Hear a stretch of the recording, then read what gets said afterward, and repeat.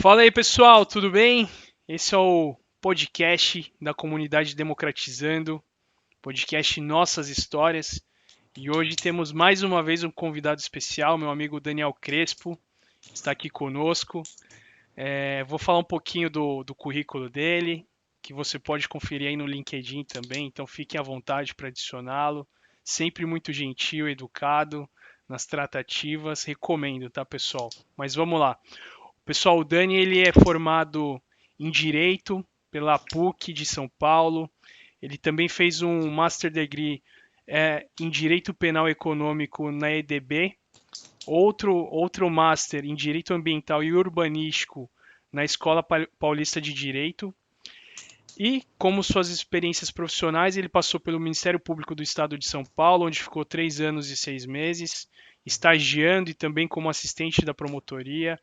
Foi advogado da Zuliani Advogados Associados, também foi advogado pro bono da 22 de agosto, foi Senior Associate do Hogan Lovells, onde ele teve uma excelente experiência de investigação e decidiu mudar completamente os rumos da carreira, aceitando um grande desafio que foi de abrir um escritório da Lineal aqui no Brasil, do qual ele é Managing Director e também responsável pela América do Sul.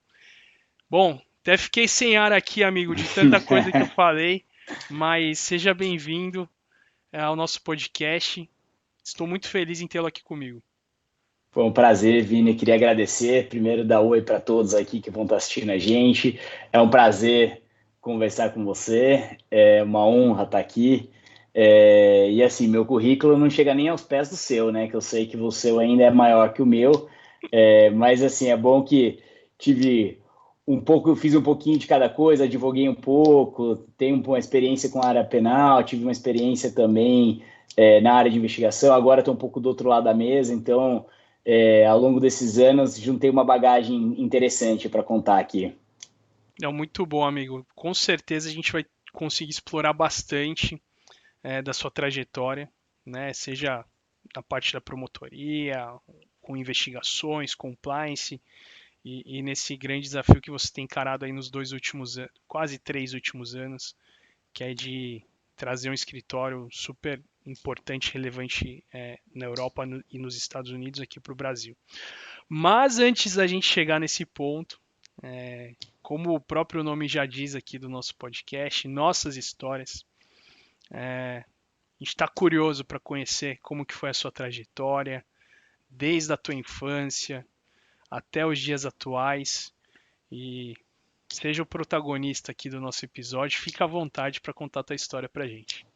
Com certeza, um prazer. Então, bom, para começando aqui, eu na verdade não sou de São Paulo, né? Eu sou do interior de São Paulo, sou nascido na cidade de Sorocaba, cresci lá, até mesmo me mudei para São Paulo somente para fazer cursinho, não e não antes. Então, eu fui cresci numa ruazinha pequenininha em Sorocaba, adorava, por exemplo, jogar bola na rua. Eu passava, na verdade, o dia inteiro jogando bola na rua. Sempre gostei de jogar futebol, brincava. Era aquela coisa que eu acho que até São Paulo nem existe mais. Acho que talvez exista em condomínio fechado.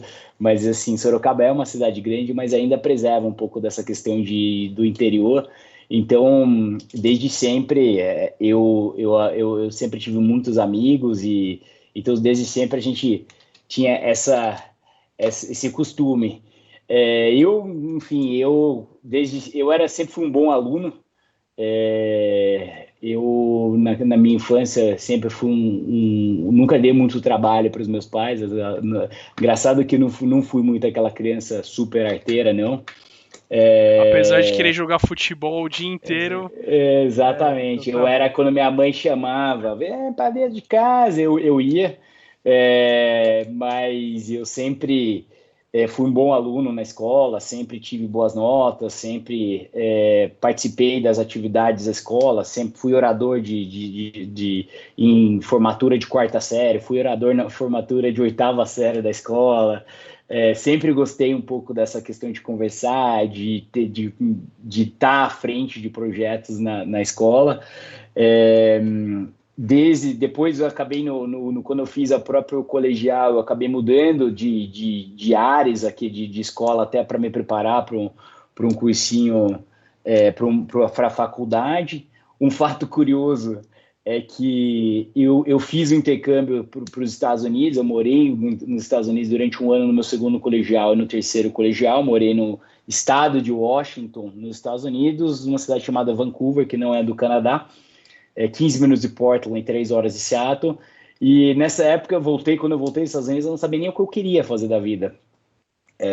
Você voltou com o quê? Com 17 anos? Por aí? Voltei 16, 17? com 17 anos, eu voltei. Eu não sabia, não tinha nem ideia. Assim, porque assim, você passa um ano fora, e no meu caso, a vida foi assim. É engraçado, porque você passa um ano, quem mudou, a minha vida foi diferente, né, nesse período. Eu lembro quando eu voltei, eu falava às pessoas, e aí, como é que aconteceu esse ano inteiro aqui? O pessoal falou, nada, foi a mesma coisa. Mas eu lembro quando eu voltei para o Brasil e voltei terminar os meus 6 meses de colegial, que era o terceiro ano do ensino médio, eu não tinha muita ideia do que queria. Então, até no terceiro ano, eu prestei vestibular para medicina. Muito bom. Cara, Muito deixa eu bom, fazer uma pergunta que talvez muitas pessoas tenham essa dúvida. Você morou um ano nos Estados Unidos fazendo o college lá, né, se não me engano, ou high Isso. school. Cara, como que é a vida, assim? Você realmente interage bastante com o nativo? Ou você acaba se juntando ali a uma comunidade de estrangeiros? Como que é o dia a dia, assim? Você consegue realmente se introduzir à cultura nessa faixa etária? A verdade, eu acho que assim, tudo depende de você. E depende muito de você e depende muito de onde você cair nessa idade. Então, eu vou dar um exemplo. Quando eu fui, minha história é muito curiosa, porque quando eu fechei, na época, eu fechei com uma empresa de São Paulo e vim para São Paulo. Eu morava no interior, eu vim até para São Paulo para fazer um curso que eles dão, que é um curso de fim de semana. E nesse curso, as pessoas do interior acabam já ficando na casa de pessoas de São Paulo, para você já entender. Então, até eu lembro que eu fiquei um fim de semana inteira na casa uma família aqui em São Paulo que eu nunca tinha visto na vida. Eu tinha visto naquele dia, eles falaram, você vai passar a vida, ficar esse fim de semana com o pessoal. Eu fui super bem tratado, obviamente. Mas quando eu fiz o meu intercâmbio, eu era um dos únicos que não tinha família. Então, essa é uma história curiosa até, porque na época você faz application, você faz um monte de coisa, e eles tiram cópias e espalham esses applications por coordenações que existem nos Estados Unidos. Como teve o ataque terrorista em 2001, eu fui um pouco depois. O país estava um pouco receoso por receber estrangeiros, e tem muita agência que faz isso. Então, quando eu lembro que o ano letivo começa em agosto, setembro nos Estados Unidos, e quando era julho, eu não sabia nem se eu não tinha escola, não tinha nada. Aí eu lembro que tava aquela coisa de ir, não ir. Meu pai, eu lembro que ligou para a escola e falou: pô, se ele não for até agosto, eu vou pegar o dinheiro de volta, depois ele vai para a Austrália, vai para outro país que começa em janeiro. E nessa puxada aí de orelha que deu neles, aí eles aceleraram o processo. Eu tava em Sorocaba, recebi uma ligação numa quinta-feira, basicamente assim: Daniel, você está indo embora amanhã. Arrume sua mala, arrume sua mala, você está indo embora amanhã. E eu lembro, indo para onde? Para que cidade eu vou e tudo mais. E, enfim, aí eu fui para, inicialmente, realmente eu não tinha família, eu saí do Brasil sem nada, mas fiquei na casa do coordenador e ela arrumou uma família lá para mim, que foi excelente.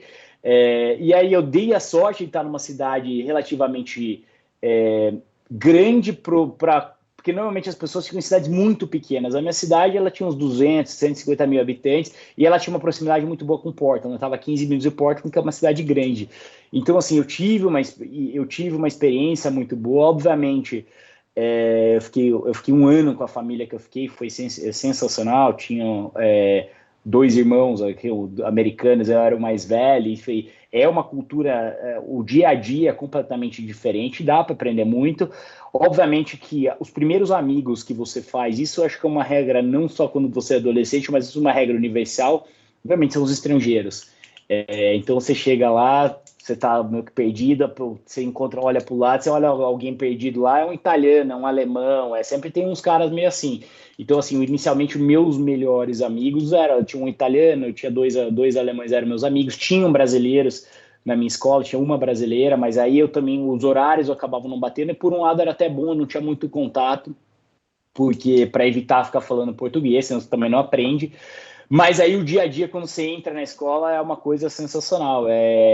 Você efetivamente, e era o que eu queria fazer mesmo, ter esse contato com uma escola americana. Esporte é super valorizado lá, então, para você ter uma ideia, eu tinha uma escola pública que eu estudava, a escola pública tinha um ginásio que, sei lá, cabia, não sei como, cabia assim, umas 3 mil pessoas, a quadra era retrátil, aquela coisa, tinha um campo de futebol de americano, um campo de futebol mesmo, tinha espaço para softball, era gigantesco o campus, e era uma escola pública, assim, a gente só mostrava, assim, quando eu estava lá, academia na escola, você tinha academia mesmo, com aparelho, com tudo, aí você estava lá e falava, Brasil realmente, a gente está muito há anos, porque assim, isso é um padrão de escolas particulares caríssimas aqui em São Paulo, lá nos Estados Unidos você tinha tudo isso, e você tem a valorização do esporte, então eu acho que isso é um diferencial e eu recomendo demais fazer um programa desse, que assim, você quer jogar tênis, você joga tênis e você tem, o menino tem 16 anos, é o melhor do estado, a Nike patrocina o cara, futebol é a mesma coisa,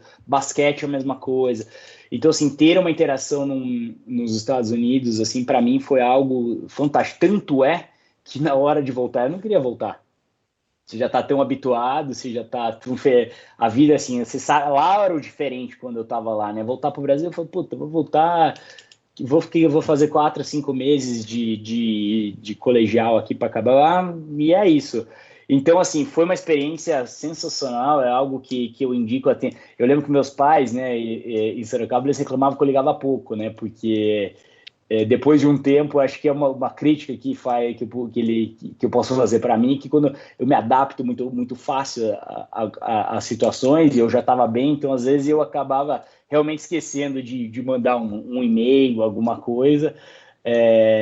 Minha irmã, que eu tenho uma irmã também, minha irmã foi antes que, aí fazendo um paralelo, a minha irmã, que é mais velha, ela foi antes do que eu, alguns anos antes, e ela adorou também o dela, mas é uma questão de perfil. Ela ficou numa cidade que tinham 20 mil pessoas e era uma cidade em Michigan, perto dos Grandes Lagos, era linda a cidade, mas assim, nevava, era muito frio. Só que foi a melhor experiência, porque ela ama frio, ela adorou lá o negócio. Mas assim, no final do dia, eu recomendo assim, para cada um que puder e incentivar filho, incentivar qualquer um da família, é uma experiência maravilhosa. E eu realmente, para mim, valeu muito a pena. Aí, então, retomando aqui um pouco dessa minha trajetória, eu quando estava, até voltei, até brincando aqui, voltei para o Brasil, não sabia o que fazer, futebol, queria ser jogador de futebol, não deu certo, né? A habilidade não era suficiente para jogar no meu Palmeiras aqui. Então eu lembro que eu acabei prestando o cursinho, a faculdade no terceiro colegial para medicina, por uma simples questão, não sei se vou fazer medicina, obviamente eu não passei, e aí eu vim fazer um cursinho aqui em São Paulo, principalmente para sair um pouco da questão de Sorocaba, de estar no interior, eu tinha muito amigo lá, então na época eu falei, acho que agora é a hora de eu focar um pouco mais no que eu quero fazer. Aí eu vim para São Paulo para fazer cursinho, fiz até cursinho aqui no Ângulo, aqui em São Paulo, por um ano. E aí, quando eu vim para cá, eu acabei o que eu vou fazer, o que eu gosto, eu sabia que exatas era uma matéria que eu passava longe, não queria nada relacionado com física, com matemática, então essa foi a primeira exclusão, acho que essa é a exclusão mais fácil que todo mundo faz.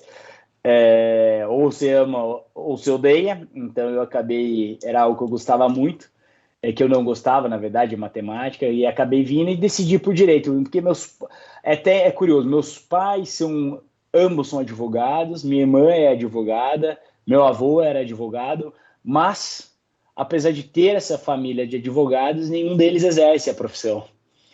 Então, o meu pai e minha mãe, na verdade, fizeram o direito como segunda faculdade.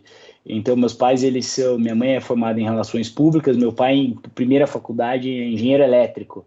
Se conheceram em Campinas, fizeram lá a Unicamp e tudo mais. E quando eles já estavam casados, eles resolveram fazer direito, e fizeram direito na Faculdade de Direito de Sorocaba. E você sabe qual foi o motivo? Sabe que eu não me recordo agora, porque eu não. Algum momento ele já deve ter me contado, mas eu não lembro. Eu acho que era uma questão mesmo de uma influência que eles tinham do meu avô e tudo mais, para saber um pouco mais sobre o Brasil, leis e tudo mais. Meu pai sempre teve essa questão mais ligada à área política, área de ajudar pessoas e não sei o quê. Então, acho que foi meio natural dos dois. Eles fizeram já casados, no final já tinha até minha irmã, já estavam ainda fazendo a faculdade de Direito. Mas engraçado é que assim, os dois já estavam empregados na época e nunca exerceram. Um exemplo é a minha mãe, por exemplo, que ela trabalha até hoje, por exemplo, na CETESB. Ela, em tese, é relações públicas, mas ela acaba até atuando com um pouco de direito lá, mas ambos nunca tiveram um escritório de advocacia. Minha irmã, quando se formou, ela estudou para concurso público, depois trabalhou no escritório, mas hoje também não exerce. Então, eu até brinco, acho que o curso de Direito é um dos cursos que mais tem pessoas que acabam largando. Eu brinco assim, é o meu mundo, né? Mas acho que essa acaba refletindo em vários. Mas no curso de Direito, conheci muita gente que largou, foi fazer medicina, foi fazer economia, fazer outras coisas e não o curso em si. É meio que a ideia da administração, né? Eu lembro que na minha época, assim, não sabe o que você quer fazer, faz administração. Aí depois você vê o que você faz com isso.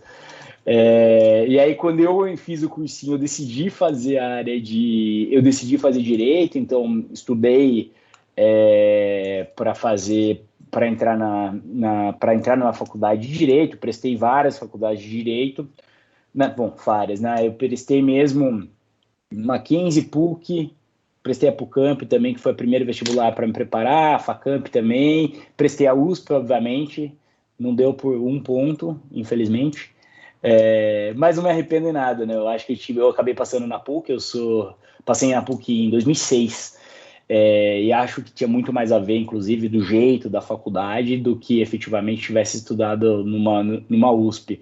E aí eu entro na faculdade em 2006, e engraçado, porque quando eu entrei na faculdade em 2006, eu entrei para eu fiz o movimento inverso da maioria das pessoas, que eu entrei à noite.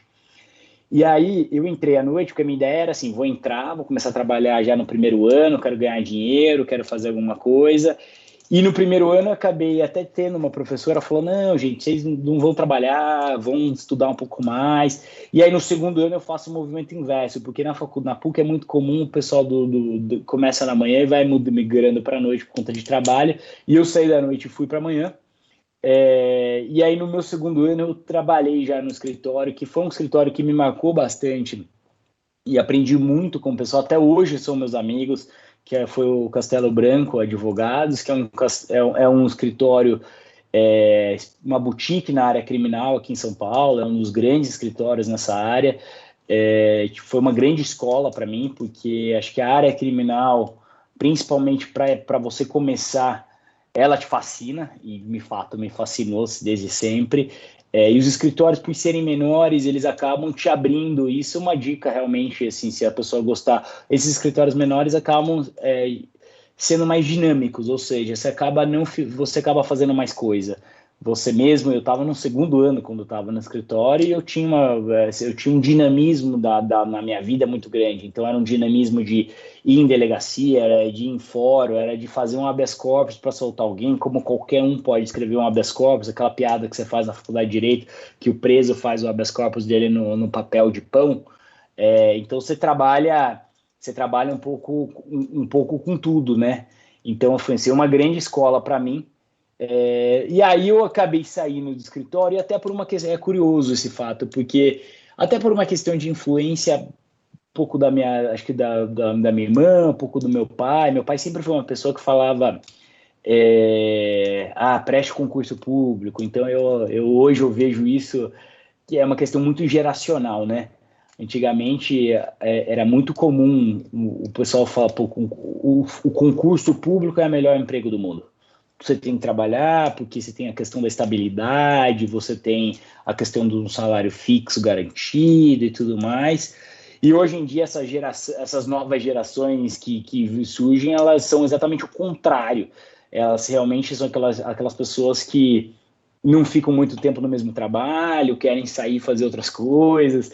E até então, nesse embate, eu não sou dessa geração que quer sair o tempo todo, mas eu tive uma influência muito grande do meu pai e nesse aspecto, até da minha irmã, olha, vai ver a área do concurso público, vai ver, acho que é uma área incrível, blá, blá, blá. E eu prestei uma prova para o Ministério Público, na época, na área de estagiário.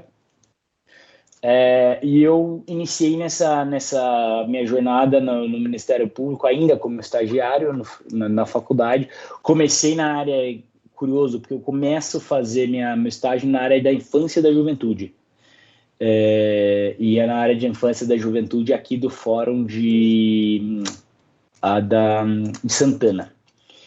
Eu fiquei 3 meses só lá na área de infância. Basicamente era muita habilitação para adoção, muitos casos de família, mas também, que era ótimo.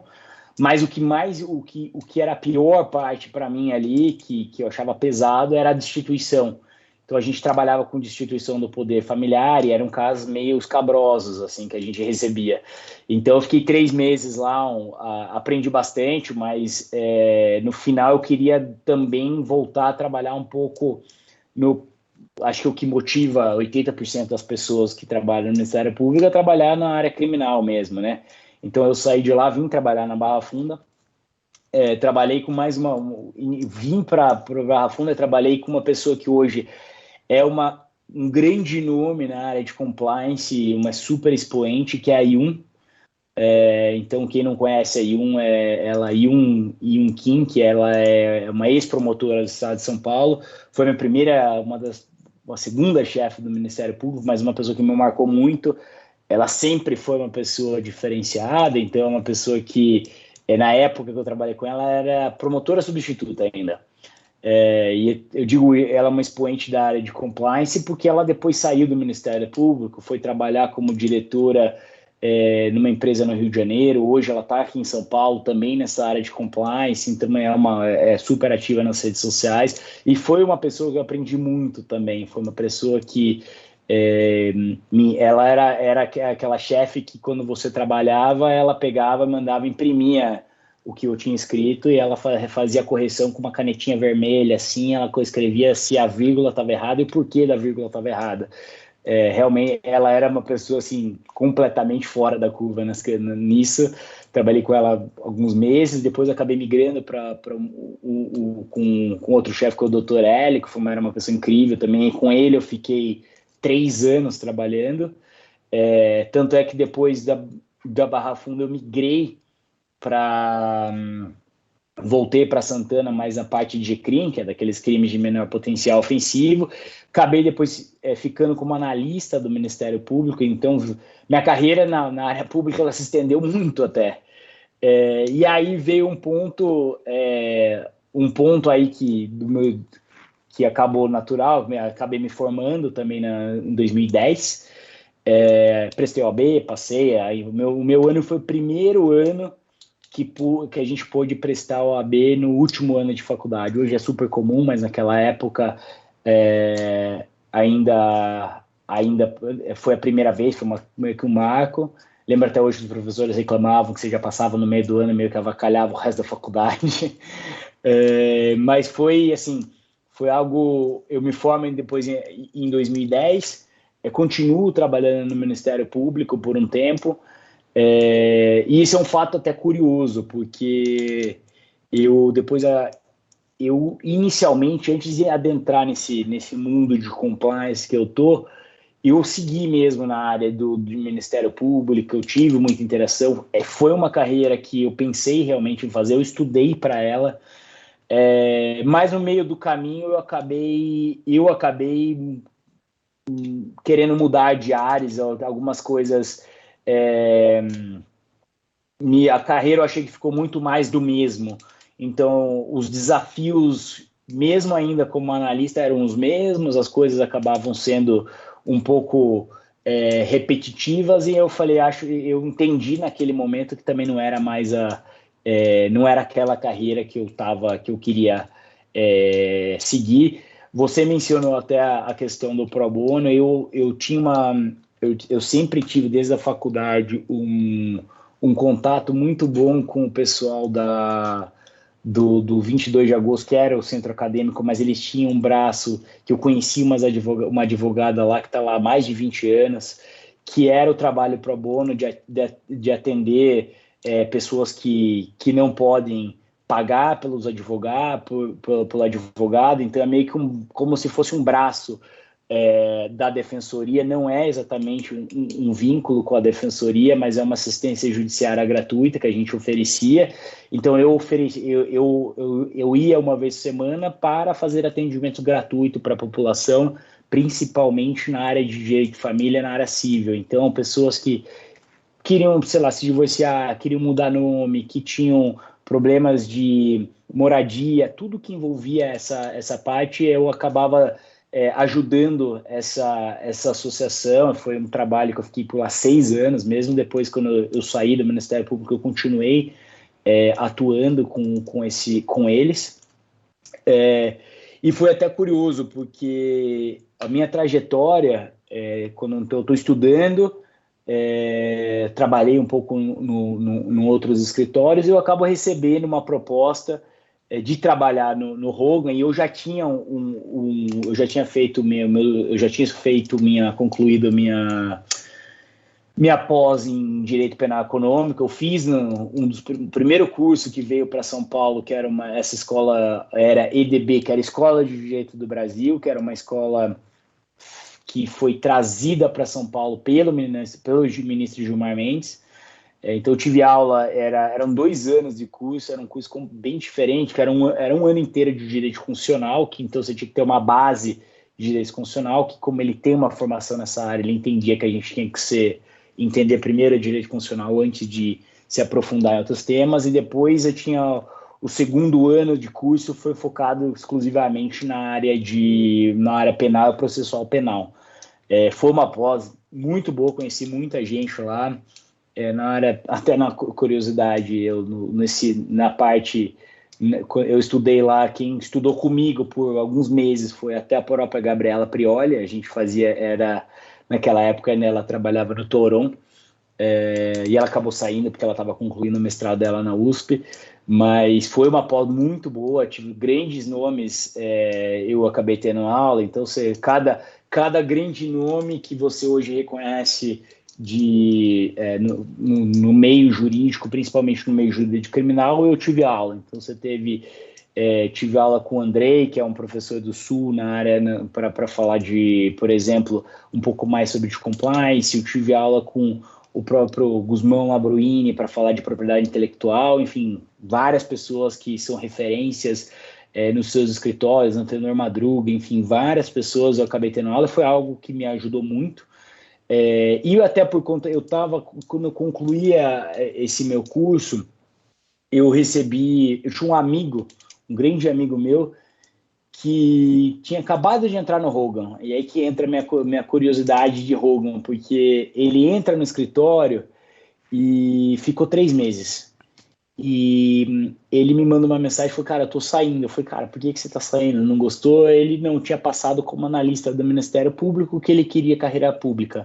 Até hoje ele está estudando para ser o promotor. E ele falou: você não quer vir aqui conhecer o escritório? Porque o primo dele era o counsel do escritório de Miami, e falou se eu queria conhecer. Eu falei: eu vou. O que é para fazer? A área de compliance. E na época, assim, investigação em compliance era coisa de 2015. Ninguém sabia direito o que era compliance e investigação em 2015, né? Então, eu lembro que eu fiz inúmeras entrevistas, e aí eu fui aprovado para trabalhar numa investigação que, na época, eu lembro quando eu entrei no escritório, me falou: não, você vai trabalhar. Era um cargo temporário, Então, você vai entrar aqui para trabalhar numa investigação uma investigação está começando, mas não vai durar mais que 3 meses, que era a investigação da Eletrobras por conta da Lava Jato. Então, a gente estoura a Lava Jato ali em 2015, por aí. Aí você tem inúmeros reflexos que teve em Petrobras, em todas as empresas que a gente sabe. Uma das empresas foi a própria Eletrobras e o Hogan acabou fazendo a investigação da Eletrobras. E não vou entrar em tantos dos detalhes dos motivos, mas então teve uma questão dos balanços, que isso acabou refletindo um pouco no mercado norte-americano, e por conta dessa questão de que envolvia FCPA, que envolvia inúmeras leis, a gente acaba tendo uma investigação. A gente teve envolvimento de OJ, a gente teve envolvimento de SEC, Ministério Público Estadual, Ministério Público Federal, CGU, TCU, todos os órgãos possíveis e imagináveis tiveram envolvimento na investigação. E isso foi quando eu entro no escritório para fazer a área de compliance, que era uma área que, assim, não só eu, mas ninguém sabia efetivamente atuar nessa área. A gente tinha um grande nome no Brasil nessa área, a gente tinha a Petrobras acontecendo, mas o que ajudou muito na área no Hogan é que o Hogan Lovells é um escritório que sempre é uma multinacional, é um escritório com 50 escritórios espalhados pelo mundo, 25 países, 24 países, nem me lembro exatamente os números, mas com uma forte atuação nos Estados Unidos e na Europa na área de investigação. Então a gente tem um FCPA de 1977, então você imagina que é uma lei muito mais madura que a nossa lei anticorrupção, então você já tem uma atuação de escritórios com isso que estavam muito mais habituados. Então o que foi uma grande escola para mim, de fato, foi um momento de transição muito importante na minha carreira, e acho que um turning point aqui foi esse meu ingresso no Hogan, porque eu acabei entrando de cabeça numa investigação que estava começando no momento em que o Brasil também estava começando a mudar a chave do compliance. Então, é curioso, porque a gente entrou lá sem saber. Até a gente entra falando que é uma investigação que vai durar 3 meses, talvez 6. Então, a gente tinha 2 projetos investigando. No final, foram inúmeros projetos, e a investigação durou 4 anos. Então, isso só prova que não somente nós estávamos aprendendo, como as autoridades estavam aprendendo. Você, Vini, também, eu sei que teve não só essa, mas inúmeras investigações que você atuou, e no final, assim, em 2015, todo mundo estava meio que olhando, assim, o que está acontecendo, então todo mundo meio aprendendo junto. Então, o próprio Ministério Público Federal, com uma atuação no Rio de Janeiro, em São Paulo, em tantas outras, também entendendo o que estava acontecendo. Então, o que foi um grande diferencial aqui foi que a gente pega essa expertise de fora e aplica no Brasil. Então, por exemplo, foi até um pouco como o Hogan me leva onde eu estou hoje. Quando a investigação estava tomando o seu curso, e a gente não tinha ideia nada de tecnologia, a gente não tinha ideia de nada relacionado a isso. Então a gente acaba trazendo os americanos, um dos americanos que vem para o Brasil, ele que é o Jeremy, que você conhece. O Jeremy acaba vindo fazer um curso de mostrar relativity para a gente. Foi a primeira interação que eu tive com alguma plataforma de tecnologia naquela época, foi essa. E aí ele acaba vai ficando, o Jeremy até hoje mora no Brasil, ficou um amigo, mas ele que é o responsável mesmo para mostrar toda essa tecnologia, fazer, por exemplo, entrevistas. No Brasil, a gente não tinha... a gente fazer entrevistas, a gente nunca teve uma preparação de entrevistas. Acho que nunca ninguém... minha formação na faculdade de Direito, eu não tive uma aula, vamos fazer uma entrevista com alguém, ou vamos fazer algo. Então foi uma escola muito boa, foi uma escola muito grande. Então o que eu acabei ficando muito próximo do Jeremy, que era esse americano que não é advogado, ele tem um currículo super curioso também, e muita experiência, trabalhou em vários órgãos nos Estados Unidos, e eu acabei ficando muito próximo a ele nessa questão de tecnologia. Foi ele que me acabou mostrando um pouco, vamos aplicar aqui Data Analytics. Foi a primeira vez que eu tive um contato com ferramentas de como tornar um ambiente de tecnologia mais fácil, foi com ele. E aí eu acabei fazendo minha trajetória no escritório, então a própria investigação da Eletrobras acabou, a gente aprendeu muito, foi um grande aprendizado, mas depois fiz outras investigações no México, investigações nos Estados Unidos, investigações na Coreia, enfim. E ainda no Hogan eu ajudei a abrir um pouco no escritório, desenvolver um pouco mais a área de privacidade cyber, que foi uma área que o Hogan é considerado número 1 no mundo nessa área, então foi um movimento meio natural ali desenvolver essa área no escritório. E aí eu fico no escritório até 2020. A gente inicia a pandemia sem saber o que ia acontecer. Eu lembro lembro até hoje, quando a gente começa a pandemia, era uma questão meio, vamos sair, vai ficar 15 dias cada um em casa, depois a gente volta, isso aí vai ser rápido. E acho que não só comigo, mas aconteceu com todo mundo.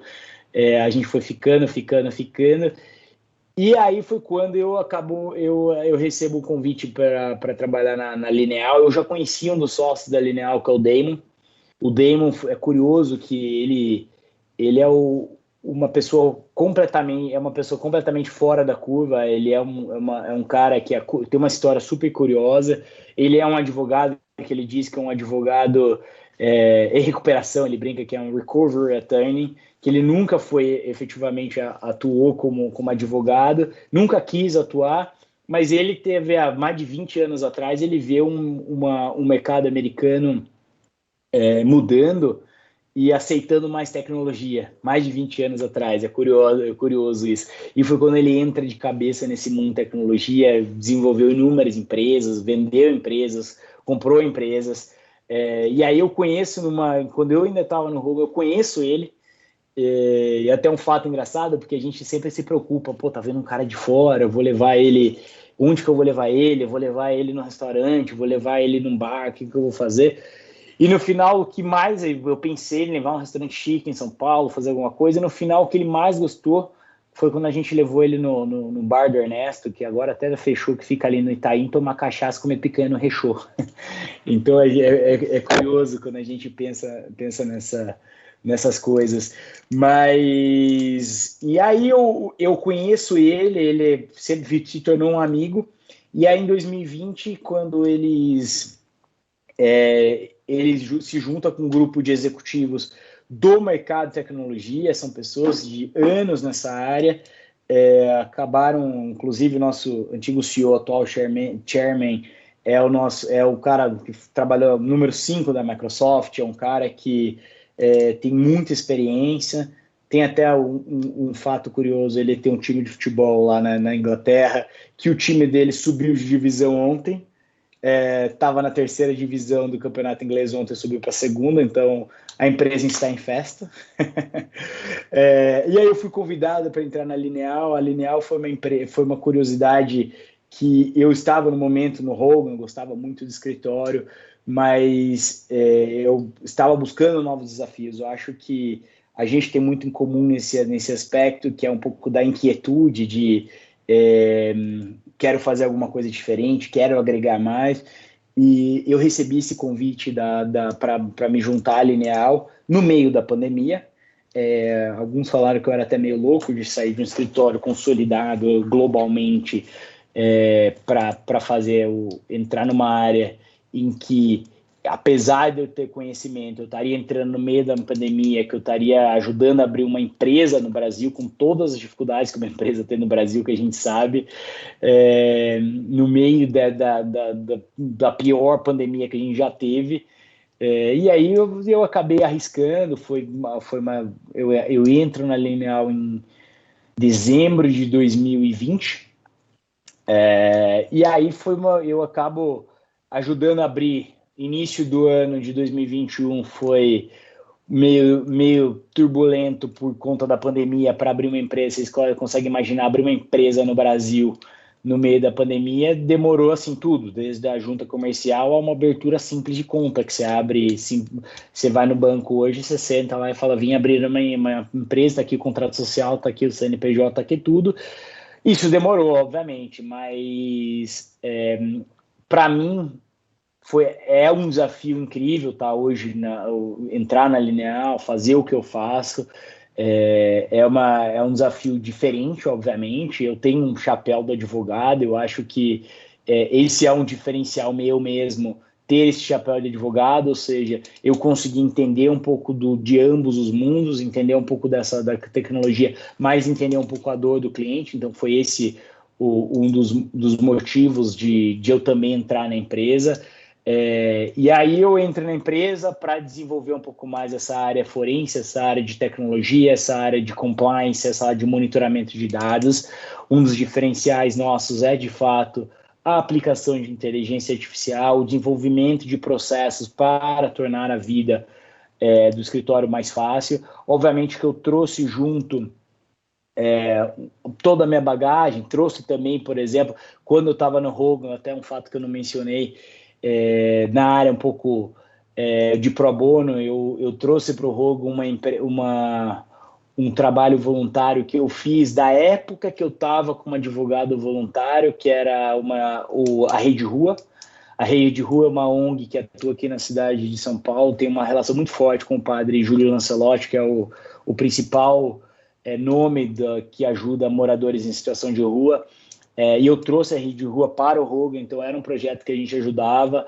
É um projeto super difícil, é uma comunidade que é pouco olhada pelas pessoas, e muitas vezes você não tem muita ajuda de empresa, você não tem muito trabalho voluntário. E aí eu trouxe isso para o Hogan até hoje continua com a Rede Rua, e eu também trouxe a Rede Rua para dentro da Lineal para a gente ajudar. Fazer um trabalho diferenciado, então não só pensar nesse mundo nosso de trabalho. E é isso, eu acho que hoje eu estou numa empresa que realmente eu gosto muito, é uma empresa, apesar, a gente tem hoje inúmeros países que a gente atua, a gente tem várias pessoas, mas no final a gente é uma startup, a gente tem um clima super leve, a gente tem hoje 300 funcionários espalhados aí pelo mundo, mas a gente tem um clima diferenciado. Então a gente tem um escritório na Índia que os caras participam de um campeonato de softball, de cricket, desculpa. E aí o campeonato você tem o link para torcer pelo time. Então você tem uma empresa que eu gosto muito de atuar, uma empresa que não tem um pouco as amarras que existem, inúmeras empresas têm. Então, eu acho que o que eu buscava um pouco, esse dinamismo que o trabalho público não me deu, hoje, sem sombra de dúvida, eu encontrei. Eu acho que não me arrependo em nada dessa minha trajetória, das formas como eu fiz. Acho que cada uma das etapas da minha vida, às vezes eu olho para trás e falo, pô, devia ter começado mais cedo isso, devia ter feito isso, mas eu acho que as coisas têm que ser exatamente no tempo que elas têm que ser. Então eu acho que a minha experiência, como por exemplo, quando eu estudei, quando eu trabalhei no Ministério Público, ou minha experiência no escritório, elas têm que ser valorizadas, e acho que aconteceram exatamente por esse motivo. Até, por exemplo, o meu primeiro estágio, que foi o Castelo Branco, e que eu mencionei que eu tenho boa relação com eles, hoje eles continuam grandes amigos, são meus clientes, falo com eles quase que todo mês para algumas coisas, a gente sai almoçar, sai tomar cerveja, enfim, eu acho que esse é um grande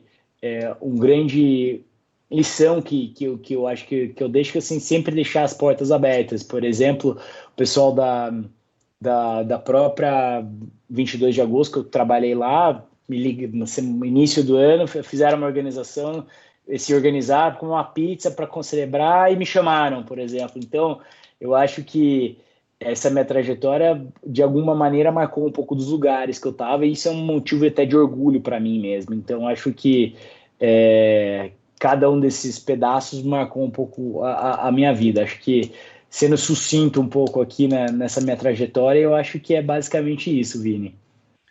Cara, sensacional. Eu ia te fazer uma pergunta, mas você acabou respondendo, mas mesmo assim, como eu sou pentelho, eu vou fazer. Cara, dado tudo isso, toda essa trajetória, você ainda teve tempo de fazer amizades, teve tempo de namorar, ficar noivo, casar? Essa parte claro, não mencionei. Bom, eu sou casado, né? Casado com a Mariana. Eu conheci ela na faculdade. A gente era da mesma sala. Em 2000 até eu entrei na sala dela em 2009, no quarto ano do direito, porque até o terceiro ano a minha a minha sala, ela na PUC é isso. Eu mencionei inicialmente. O que acontece? Você há uma migração da manhã para a noite, as salas vão acabando de manhã e vão se formando à noite. O meu ano foi um ano um pouco atípico, que não foram tantas salas que foram para a noite. Mas a minha era, então, porque assim, A, B, C, D, E, F, G, H. Então a minha era G. Então H e a G, a F, H e G acabaram. E a minha sala acabou e a galera remanejada. Eu fui remanejada e acabei caindo na sala da Mariana, que era MB. E conheci ela na época, a gente ficou grandes amigos, a gente era melhores amigos. E a gente começa a namorar em 2011. Então namorei até 2011 até 2017, que a gente casa em 2017, enrolei bastante aí. Curioso, porque aí a gente morou junto, demorou um pouco mais, obviamente, aí até pra gente te casar, porque nessa época havia uma transição natural da minha carreira mesmo, que eu estava, até como eu mencionei, eu estava estudando no Ministério Público, atuei um pouco no escritório mas mesmo assim ainda existia o que vou fazer da minha vida. Então a gente demorou um pouco, mas a gente casou em 2017, a gente fez casou em Ilhabela. Então a Mari sempre quis casar na praia, a gente acabou casando em 2017 em Ilhabela, foi ótimo, foi maravilhoso o casamento. Aí a gente ainda não temos filhos, temos planos, mas é isso, aí até então temos viajado um pouco aí pelo mundo, a gente adora viajar, já fomos para Tailândia, já fomos para África, já fomos para vários países. Nossa próxima viagem é agora, inclusive para o Marrocos. Vamos conhecer, ir lá no deserto, depois vamos para Barcelona, vamos fazer algumas coisas diferentes. E é isso, eu tenho 2 sobrinhos também, um sobrinho de 3 anos, que é o Rafa, e tem a Bia de 6 anos, que são filhos da minha irmã, que são lindos, e adoro. Tava com eles aí no fim de semana, são uma farra. Já tava treinando, né? Exatamente, são seguras, e cada um com super personalidades diferentes um do outro. O Rafa é uma curiosidade que ele ama carro, ele ama Fusca. Meu quadro tem um Fusca, e ele é o fã do Fusca. Então, assim, ele vai em encontro com o meu cunhado de Fusca, é o dono do Fusca, o cara, e assim, tem 3 anos de idade, é um fãzaço de carro. Então, assim, não, ele pega ele fez um carrinho de papelão, mas tem um carrinho também, ele ergue, fala que é o mecânico, desparafusa, tira não sei o que, faz não sei o que. Então, curioso. Meus pais continuam até hoje em Sorocaba, eu visito eles de final de semana, apesar que eu e minha irmã, a gente mora aqui em São Paulo, eles não saem de lá, os laços criados ainda. Eu tenho amigos ainda lá, vou bastante frequente visitá-los. E até brinco, assim, vou muito frequente visitar para até ver o que meu pai apronta, entendeu? Porque, assim, cada vez que eu vou para lá, assim, às vezes tem pato em casa, às vezes tem coelho, às vezes tem passarinho que aparece lá em casa e fica lá. E meu pai é o rei dos animais, ele ama animal e fica cada hora ele inventa uma nova. Ele já tem um mini zoológico lá, né? É isso, minha mãe adora cachorro, ele tem 2 cachorros já, e aí meu pai, assim, agora tem, meu pai agora tá com 2 codornas em casa, é isso. É até bom saber, porque, cara, eu já gastei muito dinheiro levando as minhas filhas no mundo animal, na Pode ir lá, fazendinha aqui perto de São pode ir Paulo. Acho que lá. eu vou dar um pulo em Sorocaba, meu. Sabe, o sonho dele é ter um ganso, mas a minha mãe não deixou ele comprar um ganso ainda, porque ele deram um ganso para ele, não quis, e depois alguém falou uma loja para ele comprar, mas aí é meio demais, assim, mas é isso. O sonho dele era acho que era fazer aquele filme lá, Comprei um Zoológico, sabe? Ele adora animal, e esses animais exóticos, entendeu? Tem um quintal no fundo de casa, ele queria fazer um lago, então é isso, botar carpa. Então ele adora esses bichos e se pudesse. Meus pais, até quando eles eram jovens, com um fato curioso deles, quando eles tinham o quê? Sei lá, uns 30 anos, 20 e tantos anos, eles tinham um grupo de espeleologia. Então eles exploravam cavernas aqui no interior de São Paulo, ali na região do Petá. Então, basicamente, eles conhecem todas as cavernas do Petara aqui. A maioria das que eles já visitaram hoje nem podem mais entrar. E era numa época.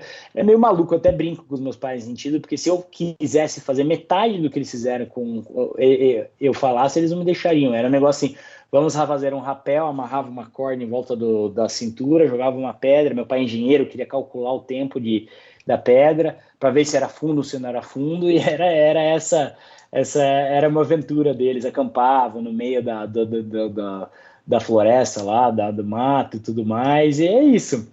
Então, Espírito aventureiro puro, né? Dos dois, né? o engraçado é porque hoje o meu pai manteve o espírito aventureiro, minha mãe não mais, minha mãe agora fala que não tem mais espírito, meu pai é isso, se deixar ele faz o mais diferente possível. Mas até hoje, assim, tem que dar uma segurada nele nas questões lá. Que legal. E me fala uma coisa, qual foi o lugar que você visitou que mais te marcou, ou que você com certeza voltaria novamente?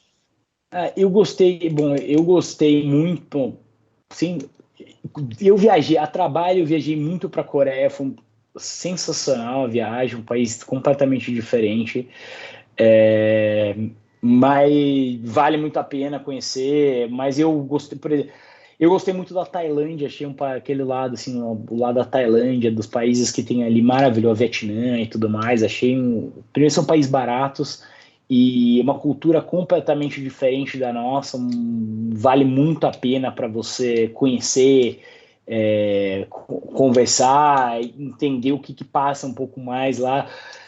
A África também, fui para a África, então a África foi algo sensacional, porque eu fiz um pouco de tudo. Você faz o safari, ver os bichos, é uma coisa sensacional. Acho que eu recomendo ter essa experiência, tem que ter essa experiência na vida de fazer isso. Na África, assim, é uma cultura muito rica também. Então, eu fui para a África do Sul, então você tem Joanesburgo, que você tem pouca gente dá valor, mas você tem lá o Museu do Apartheid, depois você tem a Cidade do Cabo, que a maioria das pessoas vão, e realmente é uma cidade maravilhosa, você tem um povo muito amistoso, e acho que uma viagem também que eu fiz que assim, foi surpreendente em todos os aspectos foi Cuba. Eu fui para Cuba e eu e minha esposa a gente tem um pouco disso, a gente gosta de aproveitar ao máximo e ter um pouco da experiência local. Então Cuba a gente fez um pouco de tudo. A gente foi para Havana e a gente foi para Varadeiro. Varadeiro é um destino em que todos vão por conta dos resorts, mas não foi o que mais me marcou lá, por exemplo. A gente ficou, por exemplo, foi para uma cidadezinha chamada Trindade, por exemplo, e nessa cidade a gente ficou na casa de cubanos. Cara, o Então que vocês fizeram é o que me recomendaram, de realmente é ficar na casa dos cubanos e, tipo, você paga muito baratinho, né? super, super. E assim, um E atendimento eles assim, cuidam muito bem de você, né? super. E assim, o legal é que você, assim, e, de fato, esse é um país curioso, porque assim, eles estão parados no tempo, porém você tem o capitalismo na orelha deles aqui. Então, assim, as coisas não chegam com facilidade lá, mas você tem o mercado negro, o cara tem acesso ao celular, ele tem acesso a algumas coisas, mas oficialmente não está no país. Mas assim, é curioso você ir, por exemplo, e eu fiquei em hotel, eu fiz um cruzeiro que saiu de Cuba e foi em umas ilhas lá e voltei para Cuba. Então, assim, é curioso, mas por exemplo, não me marcou muito Cuba nesse aspecto, porque foi um país que eu fiquei na casa em Trindade, que é uma cidade tombada pela Unesco, uma cidade pequenininha, maravilhosa, e aí você tem a experiência de sentar com o cara e o cara contar a história e assim, eu não sou o cara, eu sou nascido aqui e dar uma perspectiva do governo, uma perspectiva dele como morador. Então, assim, é um fato curioso que ele me falou. Ele gostava muito do time dele, ele gostava muito de futebol. E o time dele era o Barcelona. Só que não passa jogo do Barcelona em Cuba. E ele acompanhava o campeonato espanhol, ele acompanhava a Champions, por exemplo, e eu falei, cara, como você acompanha a Champions? E esse dia foi curioso porque eu fiquei tinha um terraço na casa dele, ele fez uma bebida que ele chama, era canchanchara, que era rum com mel, com algumas coisas, era maravilhoso. Ele tinha um monte de, ele tinha acesso lá aos charutos e era assim, ele tinha 2 caixas de corriba que ele ganhava por mês e ele falou, vamos fumar um charuto e vai ser uma noite cubana. E ficamos lá, ele fumando charuto e ele fazendo drink e ele contando. Eu falei, como é que você tem acesso como é que você vê o jogo do Barcelona? Ele falou, olha, o jogo do Barcelona eu vejo da seguinte maneira, tem um cara que trabalha para o governo, que tem acesso à internet, porque a internet lá é limitada também. Você compra uma raspadinha de 1 hora, 5 horas para usar. E aí ele tem acesso ao governo, ele faz uso da internet do governo, ele faz o download de todos os esportes, que tênis, basquete, futebol na Espanha, na Inglaterra, não sei o quê, e ele leva para os clientes dele de acordo com o gosto. E ele salva num HD externo que ele tem, ele leva para cada um dos clientes e ele fala, ó, tem o jogo do Barcelona que aconteceu semana passada aqui para você assistir. E aí o cara fazia o download no computador dele, pegava um cabo HDMI, colocava na televisão dele e assistia o jogo do Barcelona, que quando eu cheguei em Cuba eu já sabia qual era o placar. Então é muito curioso assim o fato assim você tem assim é um país de 2 mundos realmente. Então você tem, por exemplo, algumas coisas para não temos hotéis, até os hotéis de rede são mais antigos, mas eu fiquei depois em Havana num hotelzinho pequenininho que era super moderno, porque o cara trazia várias coisas, eu não sei nem como ele trazia, para ser bem sincero, mas a esposa dele era espanhola, acho que tinha alguma coisa que ela conseguia entrar no país, mas era assim super moderninha as coisas, mas foi um país que me marcou em vários aspectos. Então, assim, obviamente você tem todas as críticas que se faz ao país. Acho que nem vou entrar em lado político aqui, que não convém, mas é curioso você sentar e conversar com as pessoas em que você fala assim, o governo controla o gado, mas o governo não controla o porco. Então todo mundo tem muita carne de porco, mas não tem aquilo. Então você tem no hotel em Varadeiros tinha muito abacaxi porque algumas frutas não estavam chegando. Então foi um país nesse aspecto que culturalmente e me marcou muito assim positivamente, obviamente. Acho que todo mundo tem que fazer uma viagem como essa. Mas eu e a Mari, a gente sempre tem uma questão de tentar fazer um pouco Brasil, misturar um pouco Brasil e um pouco fora, para não ficar vou só viajar para fora, mas viajar para o Brasil também. Brasil, fazer uma coisa diferente, lá no Jalapão, fazer umas coisas, a gente sempre gosta de umas coisas diferentes. E América do Sul também, a gente já foi para Calafate, que recomendo muito, Ushuaia, todos esses lugares. Acho que viajar é uma coisa que acho que não só eu, mas acho que a maioria das pessoas falaria a mesma coisa. Se pudesse viajar, viajaria todo mês para algum lugar, né? Porque é uma delícia, né? Você pode, adoro tomar vinho, vou fazer a viagem de vinho, vou fazer isso aqui, é super bom. Ano passado a gente foi para o sul aqui do Brasil fazer a Rota dos Vinhos e tudo mais que a gente adora no sul, e o sul do Brasil está com vinhos maravilhosos. Então, assim, é algo que eu gosto bastante, assim. Cara, e eu acho que é um ponto super importante, porque boa parte da população entra num ciclo, né? E aí acaba de trabalho, de responsabilidades, enfim, que acaba se esquecendo muito de buscar as partes prazerosas da vida, que é de planejar O uma viagem. equilíbrio. É o equilíbrio, né? Então é Exato. legal que vocês dois têm essa mesma pegada, né? E conseguem planejar. Acho que O que a tudo gente passa pelo faz. planejamento, né, Dani? E é isso, eu acho que assim, o equilíbrio, eu acho que quando eu estava até no escritório, eu tive uns 2 anos lá de muito trabalho e até aquela que é estafa física e mental, mas acho que nem ali a gente deixei de planejar. O que a gente faz é sempre planejar, pegar um valor do que a gente ganha e destinar para um fundinho de viagem que a gente vai arrecadando ao longo do ano, porque aí quando a gente quer viajar, você já tem um dinheiro guardado, seja para comprar uma passagem, seja para comprar dólar ou qualquer viagem que você vai fazer, mas assim, o mais importante é não deixar de ir. E assim, o que eu sempre falo, às vezes a gente fez isso até na pandemia mesmo, não precisa ser uma viagem longe, mas assim, a gente alugou uma casa em São Francisco Xavier aqui durante a pandemia, ficamos lá 5 dias, simplesmente para fazer uma coisa diferente. Eu acho que esse tipo, a gente ultimamente, o mundo, né? A gente, você sabe disso, a gente tem cada vez trabalha um monte, a gente tem concorrência, a gente tem um monte de coisa que acontece e muitas vezes as pessoas acabam deixando de lado um pouco esse lado do prazer de viajar, de conhecer alguma coisa diferente. Então eu acho que acho que uma lição para todo mundo é essa questão do equilíbrio, né? Então, assim, onde está o meio termo? Então, o planejamento a gente sempre tem que ter. Então, a gente se planeja e a gente executa. Então, eu até mencionei que a gente está viajando, a gente vai viajar agora em junho para Amsterdã, Barcelona e Marrocos. Então, o principal da viagem é o Marrocos mesmo. Amsterdã eu vou mais para vou visitar um amigo.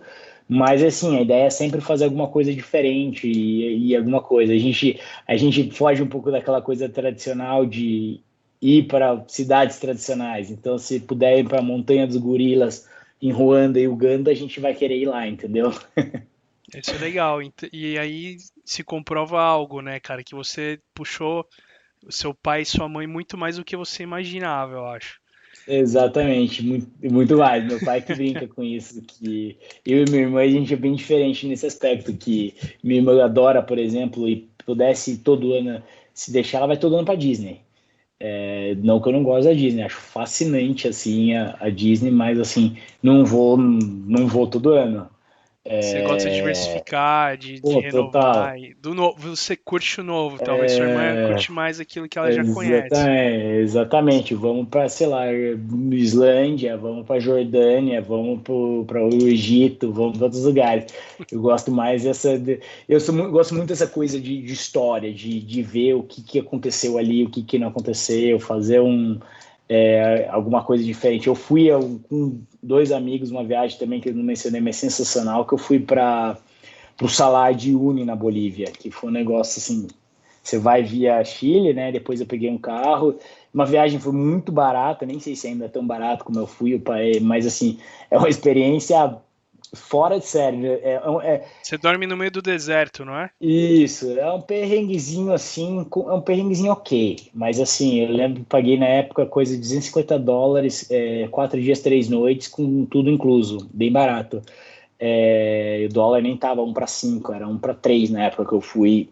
Então, mas você dorme no meio do deserto, vê estrela, e você amanhece no e une sol nascendo. Negócio assim, maravilhoso, uma viagem que vale muito a pena fazer. Animal. Bom, amigo, a gente vai caminhando para o final. A conversa foi muito boa, fluiu bastante aqui. Mas eu queria te fazer aqui um punhado de perguntas, mas também já pensando nas considerações finais. Cara, qual que você considera o maior desafio da sua carreira enfrentado até hoje? Bom, eu acho que mas eu vou quebrar em duas formas aqui. Eu acho que quando eu estava no Rogan, sem sombra de dúvida, o maior desafio foi a investigação de Eletrobras. Eu acho que tive inúmeros percalços lá de entrevistas mal sucedidas por falha de comunicação, a querer efetivamente aprender no transcorrer do processo. Então, isso foi uma questão. E hoje eu acho que um dos maiores desafios que eu tenho na cadeira que eu estou hoje na Lineal, isso eu já conversei com inúmeras pessoas, inclusive você é uma delas. Eu acho que é uma questão de mostrar exatamente o poder que tem da tecnologia. Eu acho que hoje o maior desafio para mim hoje é mostrar para os escritórios, para as empresas, para as pessoas, o quanto uma tecnologia pode agregar e o quanto ela não hoje se fala muito em custo, né? Então, é muito caro, não posso ter tecnologia, mas na verdade o que acontece é que ela vai te economizar dinheiro em outras frentes e de outras maneiras. Então, hoje, mostrar que há alternativas, mostrar que a tecnologia é uma aliada, mostrar que a tecnologia está aqui para ser disruptiva mesmo, que ela veio para agregar o dia a dia das empresas. Esse acho que é o meu maior desafio. Eu acho que, vou dar um exemplo que não está diretamente ligado ao meu mundo, é o ChatGPT, por exemplo, que ele veio, ele está sendo disruptivo, as pessoas estão algumas assustadas, outras achando incríveis, mas é isso, eu acho que tem que ter o dia e as pessoas estão conversando sobre isso. Será que a gente precisa ter regra? Será que a gente não precisa ter regra? Então eu acho que hoje o maior desafio que eu tenho no chapéu que eu estou hoje da Lineal é mostrar exatamente esse lance da tecnologia, o que ela agrega, o valor que ela tem, o que ela pode fazer no dia a dia das empresas. E também desmistificar um pouco da questão de que não necessariamente a tecnologia é aquela coisa inatingível porque ela é cara. Então você tem todo tipo de tecnologia. Não tenho, que eu brinco muito com as pessoas, cara, não tenho pagar, o que você não pode pagar? Então vamos entender o que a gente pode fazer para te ajudar. Eu acho que, sem sombra de dúvida, esse é um dos principais desafios hoje. Legal. Tenho mais duas perguntas para te fazer. Cara, o que você mais valoriza na vida? Cara, eu acho que assim, família, sem sombra de dúvida. Eu acho que esse equilíbrio, por exemplo, que eu mencionei entre trabalho e família é essencial. Eu acho que a gente precisa a gente tem que ser. Eu acho que nem é questão de precisar trabalhar. Eu acho que a gente tem que se encontrar no trabalho e ser feliz no que faz. Então,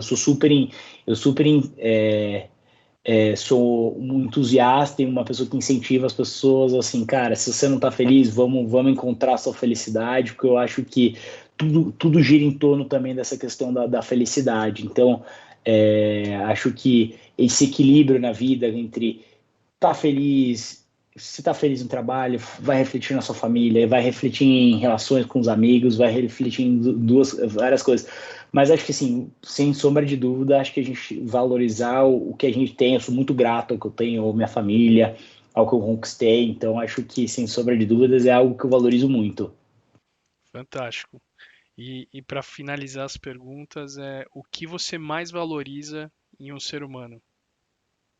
Cara, muita coisa, mas eu acho que a questão do caráter e da honestidade, sem sombra de dúvida. Eu acho que até no meu mundo, no nosso mundo, na verdade, de dia a dia, de investigação, de compliance, de fraude, a gente vê tanta coisa errada e eu acho que essa questão de caráter, essa questão de verdade, essa questão da justiça, eu sou uma pessoa que tende a ser muito justo na minha vida.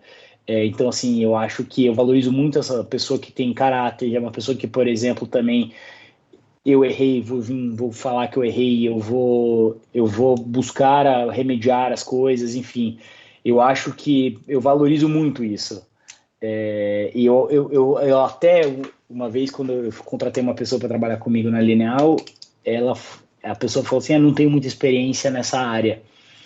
Mas eu falei para ela, eu falei, tá tudo bem, eu valorizo mais a pessoa que eu estou contratando do que efetivamente o fato de você ter conhecimento em tudo. Porque, no fundo, assim, ninguém tem conhecimento em tudo, e eu acho que as pessoas aprendem. Então, às vezes, é muito mais fácil ensinar e ter uma pessoa que eu possa confiar, uma pessoa que vai agregar, do que efetivamente pegar aquela pessoa que está te enrolando, e que não vai, no fundo, vai mais te causar problema e não vai te agregar nada. Então eu valorizo muito isso. Cara, eu também valorizo muito, inclusive hoje eu estava conversando com uma pessoa exatamente sobre isso. Cara, comportamento, caráter, integridade são coisas que, se você tem algum tipo de desfalque, você tem uma dificuldade muito grande de corrigir. Agora, questões técnicas e de conhecimento do trabalho em si é algo que você desenvolve com o tempo e vai se capacitando cada vez mais. Então, eu valorizo muito mais quem é o ser humano do que aquilo que ele pode entregar tecnicamente, com certeza. Não, total. Eu acho que acho que a gente tem que entender um pouco mais isso. Eu acho que entender limites e tudo mais. Eu tive até um chefe curioso. Eu tive um chefe que eu até menciono do Castelo Branco, o Fernando, me marcou muito na minha vida. Uma vez, quando eu era estagiário, ele falou uma questão para mim e eu acho que ele tem muita razão, que ele utilizou aquele propaganda acho que da Pirelli, que a potência não é nada sem limites. Acho que você vai lembrar um pouco disso, né?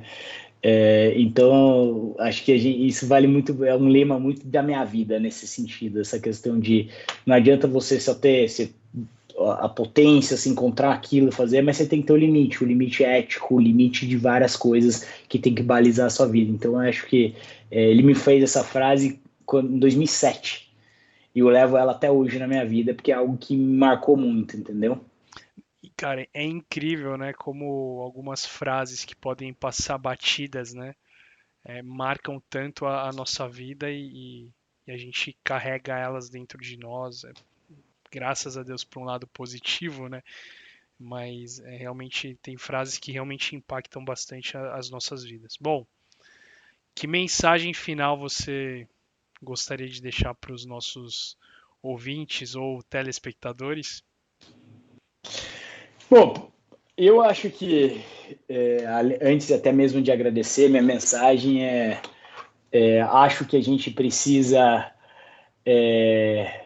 momento, eu vou fazer uma mensagem diferente até. Eu acho que a gente tem um momento de instabilidade em várias questões. Eu acho que a gente tem que ser mais paciente um com os outros. Eu acho que o momento agora Brasil é um momento que a gente está vivendo tensão tanto nos últimos anos. Então eu acho que a gente tem que ter mais paciência e acho que um principal ponto é comunicação.